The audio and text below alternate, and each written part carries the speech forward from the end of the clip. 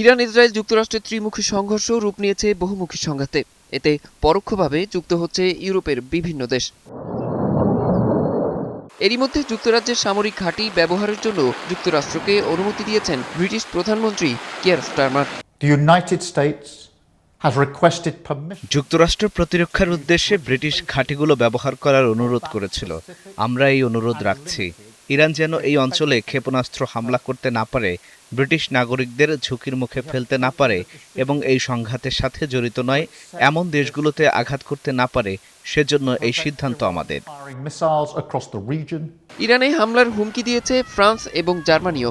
এক যৌথ বিবৃতিতে তারা জানিয়েছে নিজেদের ও মিত্রদের স্বার্থ রক্ষায় প্রয়োজনীয় পদক্ষেপ নেবে তারা। তবে এই সংঘাতে যোগ দিচ্ছে না অস্ট্রেলিয়া। দেশটির পররাষ্ট্রমন্ত্রী পেনি ইয়ং জানান, এই সংঘাতে অংশ নেওয়ার কোনো পরিকল্পনা নেই তাদের। এর মধ্যেই ইরানের রাজধানী তেহরানে নতুন করে ব্যাপক বিমান হামলা শুরু করেছে ইসরায়েল। দেশটির প্রতিরক্ষা বাহিনী জানিয়েছে ইরানের বিপ্লবী গার্ডের সদর দপ্তর ধ্বংস করা হয়েছে। লেবাননের রাজধানী বৈরুতেও হামলা চালিয়েছে নেতানিয়াহুর সেনারা। সোমবার ভোরে হাইফারের কাছে একটি সামরিক ঘাঁটিতে হিজবুল্লাহ রকেট ও ড্রোন হামলার পর এই হামলা চালায় তারা। জবাবে জেরুজালেম ও বাগদাদ আন্তর্জাতিক বিমানবন্দরের কাছে মার্কিন সামরিক ঘাঁটি ভিক্টোরিয়া বেজে ড্রোন হামলা করেছে ইরান। হামলা হয়েছে বাহরাইনের রাজধানী মানামার মিনা সালমান বন্দরেও। এতে বন্দরটির একটি অংশে আগুন ধরে গেছে, পুড়েছে একটি জাহাজও।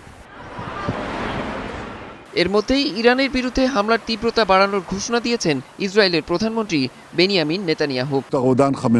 আমরা খামেনি এবং তার সাথে ইরানের বেশ কয়েকজন ঊর্ধ্বতন কর্মকর্তাকে নির্মূল করেছি। আমাদের বাহিনী এখন তেহরানের কেন্দ্রে হামলা করছে এবং তার মাত্রা বাড়ছে, এটা আরও বাড়বে। যুক্তরাষ্ট্র জানিয়েছে 1000-এর বেশি ইরানি লক্ষ্যবস্তুতে আঘাত হেনেছে তাদের ক্ষেপণাস্ত্র।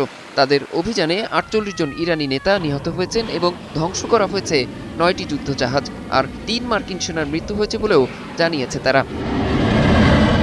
ইরানের সাথে সংঘাত সর্বোচ্চ 4 সপ্তাহ চলতে পারে বলে জানান ডোনাল্ড ট্রাম্প। তবে আলোচনার জন্য প্রস্তুত বলেও জানান তিনি। আলোচনায় রাজি ইরানও। পররাষ্ট্রমন্ত্রী আব্বাস আরাকচি বলেছেন, আলোচনার মাঝেই হামলা চালানো হয়েছে, ইরান শুধু আত্মরক্ষা করেছে। অরিসুল ইসলাম, 71।